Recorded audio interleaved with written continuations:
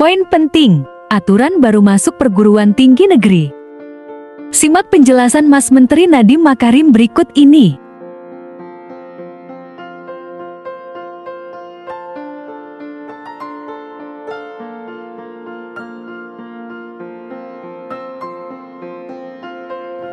Salam sejahtera bagi kita semua. Om Swastiastu, Namo Buddhaya, salam kebajikan, Rahayu. Yang saya hormati PLT Dirjen Diktiristek Bapak Nizam, Dirjen Pendidikan Vokasi Ibu Kiki Yulianti, Kepala Beskap Bapak Anindito Aditomo, Kepala dan Perwakilan dari Dinas-Dinas Pendidikan, Ibu dan Bapak Pimpinan Perguruan Tinggi Negeri, Kepala Sekolah dan Guru, serta adik-adik pelajar dan mahasiswa yang saya banggakan. Hari ini adalah momen yang saya sangat tunggu-tunggu karena Merdeka Belajar episode ke-22 ini adalah terobosan yang menurut saya akan bisa menyelaraskan antara proses pembelajaran pendidikan menengah dan kualitas input pendidikan tinggi. Saya rasa hari ini akan kabar gembira bagi adik-adik yang ingin masuk universitas dari berbagai aspek. Izinkan saya melakukan sedikit paparan, silakan.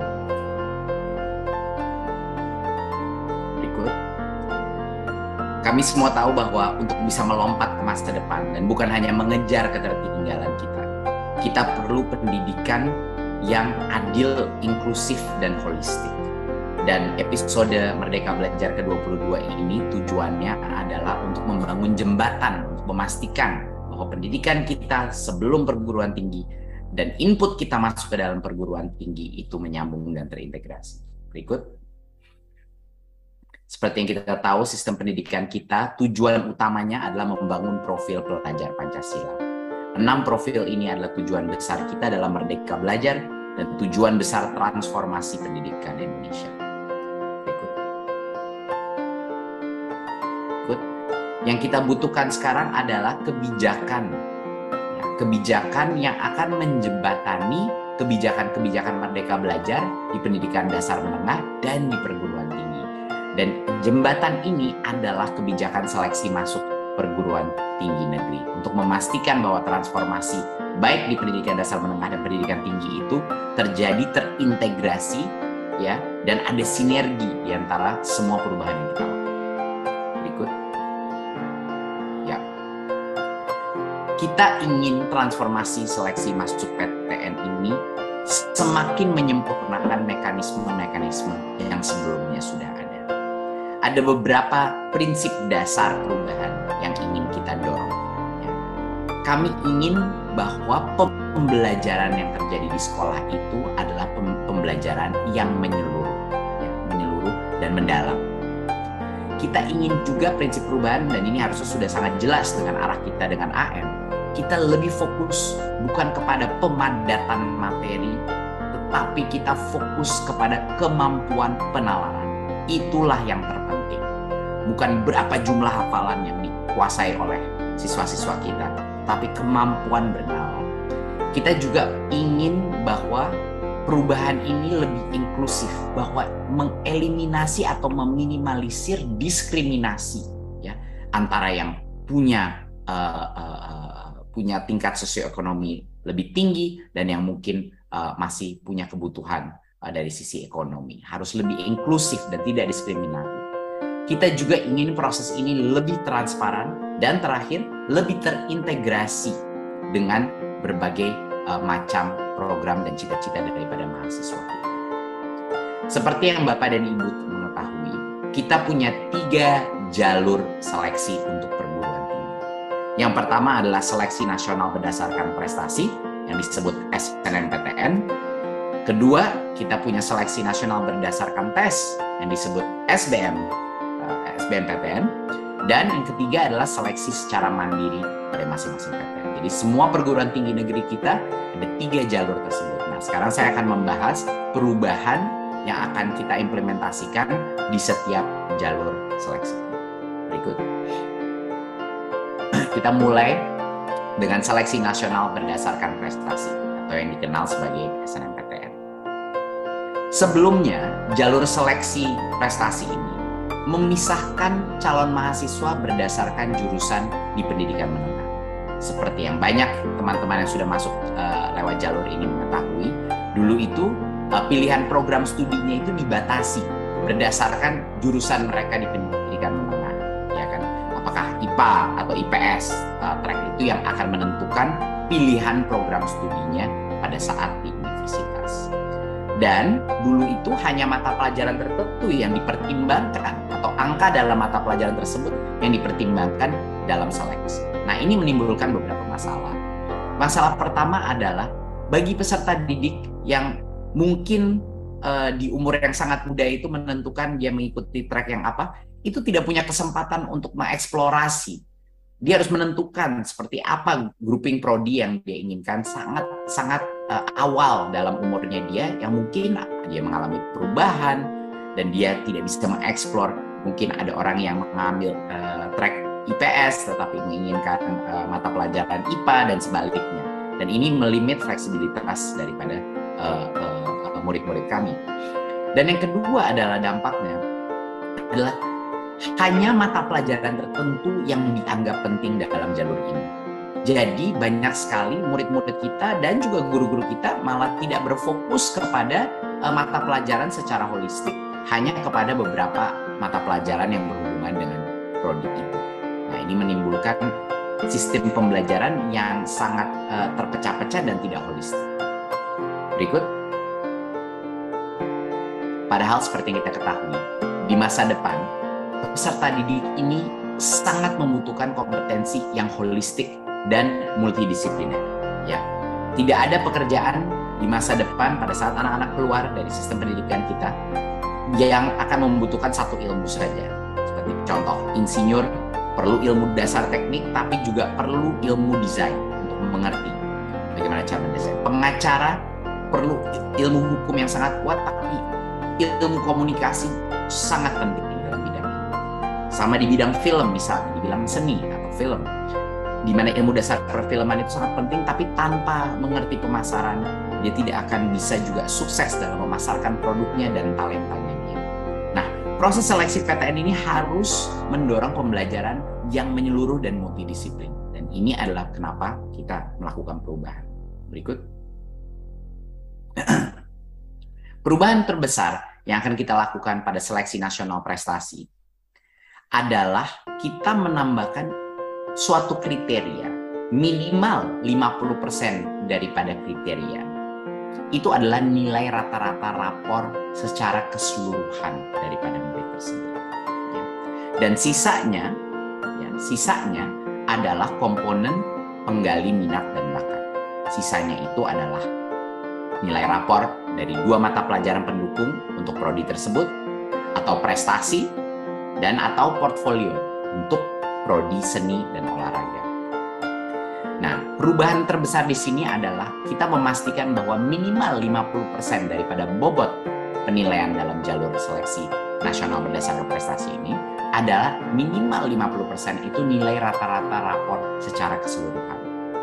Dengan ini kita akan memastikan bahwa setiap murid masih mementingkan pembelajaran dia di tingkat jenjang sekolah menengah, ya, tidak mengabaikan atau menelantarkan mata pelajaran lainnya.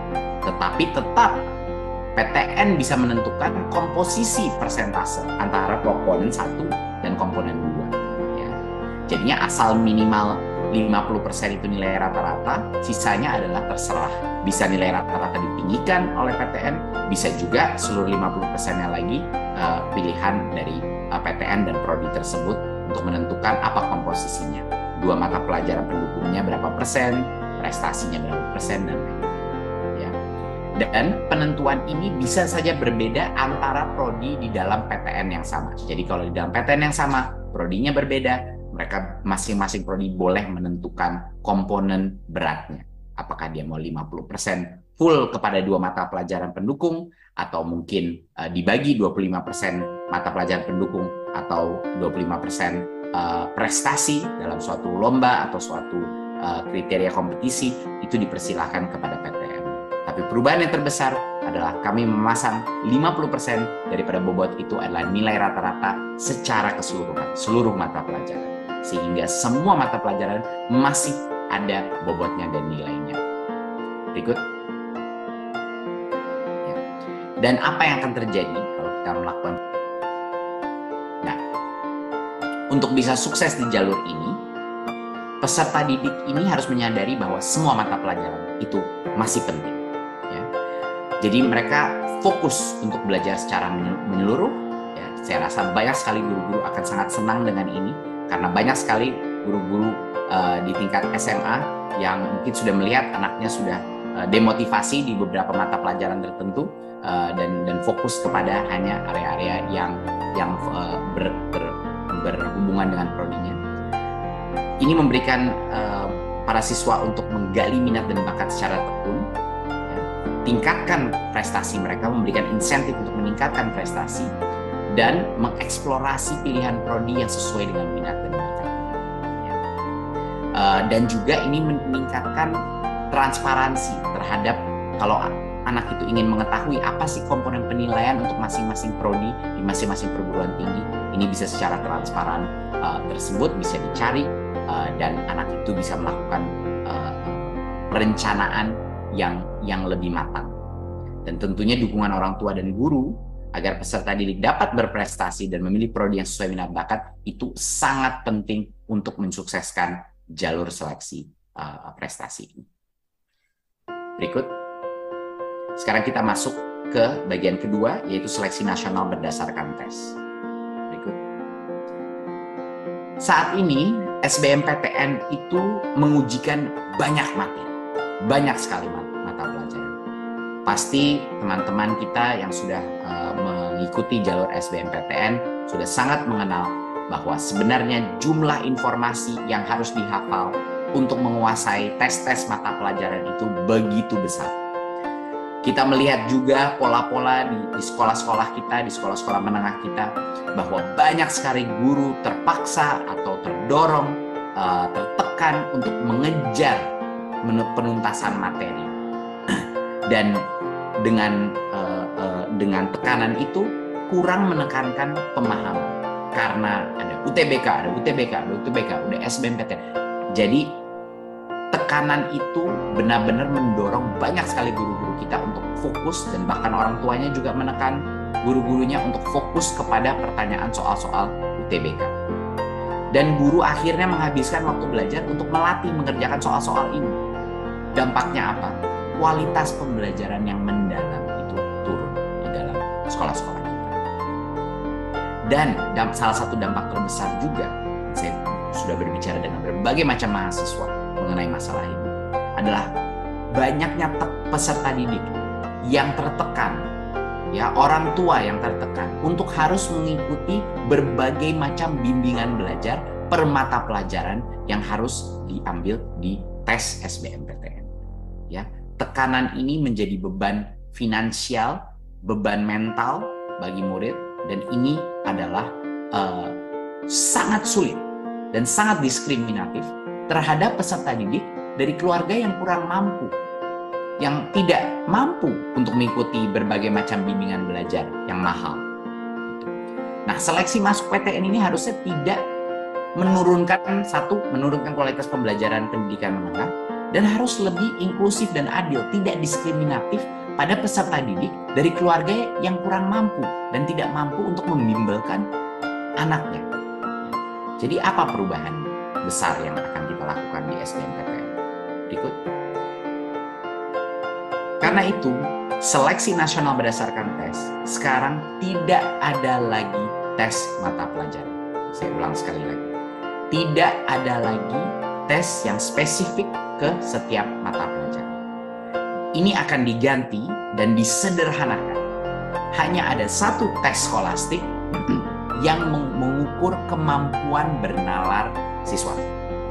Kemampuan potensi kognitif, logika, penalaran matematika, ya, literasi dalam bahasa Indonesia, dan literasi dalam bahasa Inggris.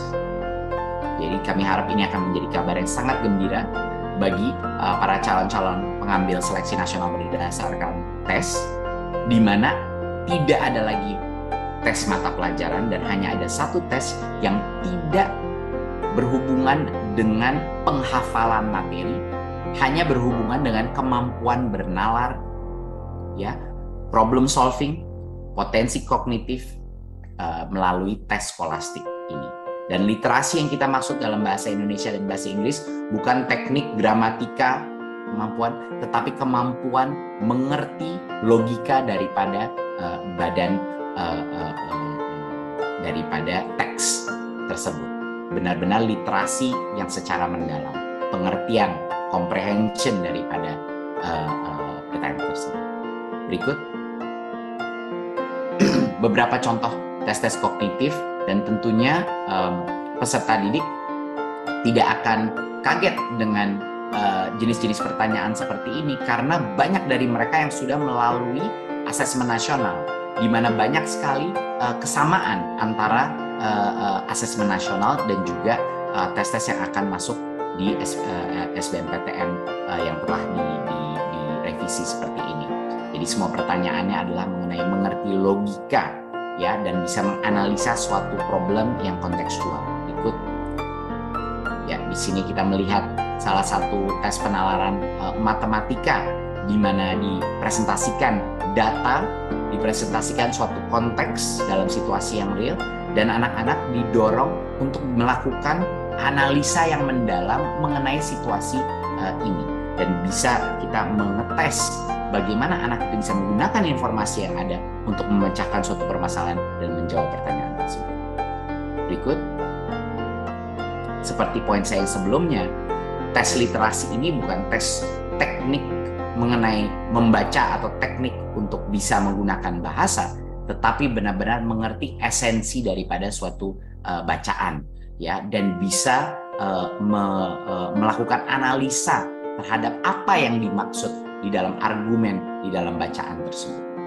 Berikut, dan sama juga di dalam bahasa Inggris kita melakukan hal yang sama, benar-benar literasi mendalam, bukan yang mengetes bahasa secara cetek, tetapi mengetes logika dan pengertian analisa daripada suatu badan bacaan.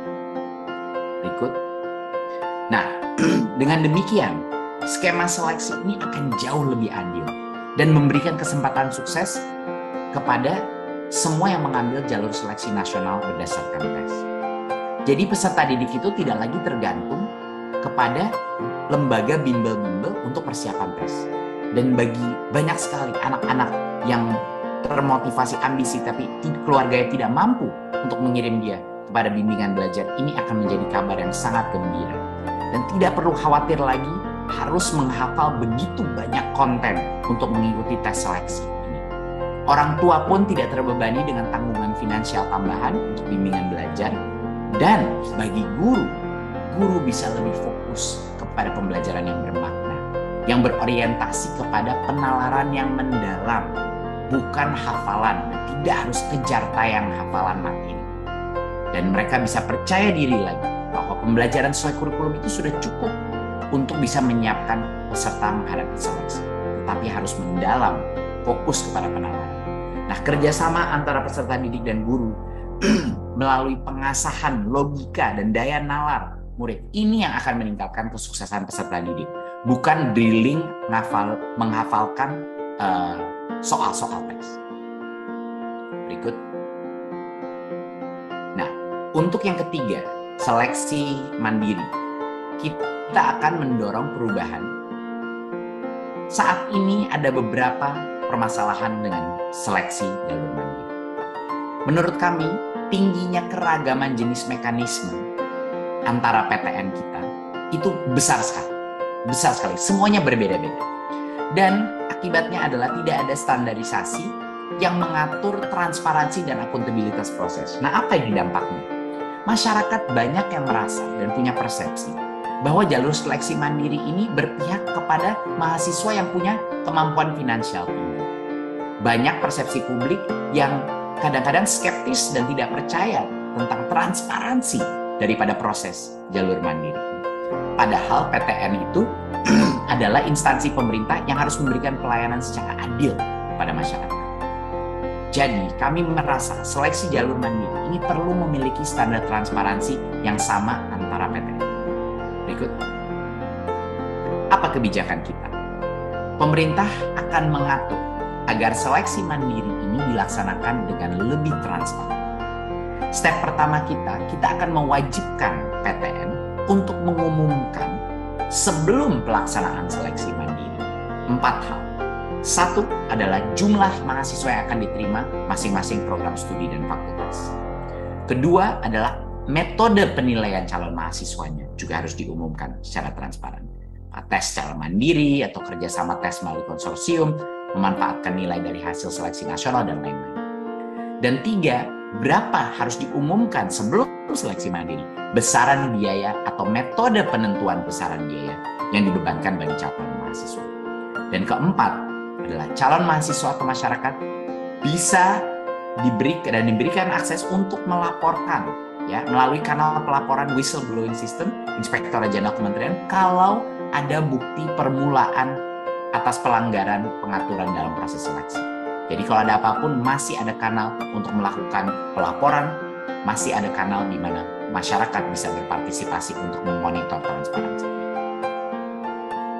Dan ini yang akan menguatkan filsafat penting kita dan akan kita sebut secara eksplisit dalam regulasi bahwa seleksi mandiri PTN harus berdasarkan seleksi akademis dan dilarang dikaitkan dengan tujuan komersial. Itu adalah garis besarnya analisis. Berikut. Nah, sesudah pelaksanaan seleksi mandiri, PTN juga diwajibkan mengumumkan 1. Jumlah peserta seleksi yang lulus dan juga sisa kuota yang masih belum terisi. 2. Mengumumkan masa sanggah selama 5 hari kerja setelah pengumuman hasil seleksi. Ketiga, tata cara penyanggahan hasil seleksi harus diumumkan secara transparan. Dan yang keempat, sama juga seperti sebelum pelaksanaan seleksi. Setelah pelaksanaan seleksi juga mahasiswa dan masyarakat dapat melaporkan melalui kanal pelaporan whistleblowing sistem kita kalau ada bukti permulaan atas pelanggaran peraturan dalam proses seleksi ini. Jadi sekarang kita memberikan kemampuan untuk memonitor masing-masing PTN kembali kepada masyarakat. Kita mendorong PTN untuk mengumumkan aturan mainnya apa sebelum seleksi dan setelahnya. Dan masyarakat bisa melihat apakah proses yang dilalui setelah seleksi mandiri itu mengikuti apa yang dijanjikan dan diumumkan oleh masing-masing PTN. Sehingga kita punya sistem yang jauh lebih transparan dari sebelumnya. Berikut. Inilah masyarakat sekarang bisa berperan aktif dalam mengawasi proses seleksi secara mandiri PTN.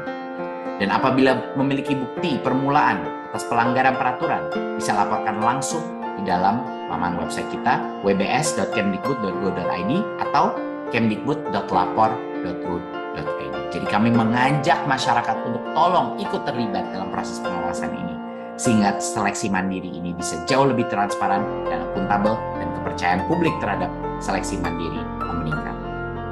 Berikut. Sekian kira-kira perubahan besar yang akan dilakukan untuk transformasi seleksi PTN. Akan saya ringkas sekali lagi. Untuk seleksi nasional berdasarkan prestasi SNMPTN, kita menambahkan minimum kriteria bobot 50% kepada rata-rata nilai rapor seluruh mata pelajaran. Sehingga setiap pencapaian siswa, setiap mata pelajaran itu ada bobotnya dalam seleksi proses ini. Sisanya itu kita berikan kebebasan terbesar kepada Prodi dan PTN untuk menentukan bobotnya antara mata pelajaran yang spesifik ke Prodi itu prestasi atau portfolio. Untuk seleksi nasional berdasarkan tes SBMPTN, tidak ada lagi tes mata pelajaran spesifik. Hanya ada satu tes skolastik yang mengukur potensi kognitif, penalaran matematika, literasi dalam bahasa Indonesia dan bahasa Inggris. Dan ini akan menyederhanakan secara drastis tes seleksi ini dan meringankan beban kepada orang tua untuk harus membimbelkan anaknya di dalam setiap tes, menurunkan tekanan kepada guru untuk melakukan drilling tes UTBK yang selama ini terjadi dan fokus kepada penalaran dan fokus kepada kurikulum mereka yang mendalam. Dan untuk seleksi secara mandiri, kita akan meningkatkan transparansi dan akuntabilitas dan memberikan kesempatan untuk masyarakat untuk mengawasi proses pelaksanaan tersebut dengan memastikan bahwa PTN mengumumkan menjalankan semua kriteria dan proses daripada seleksi jalur mandiri sebelum dan sesudah seleksi terjadi. Berikut. Terima kasih Bapak Ibu untuk waktunya.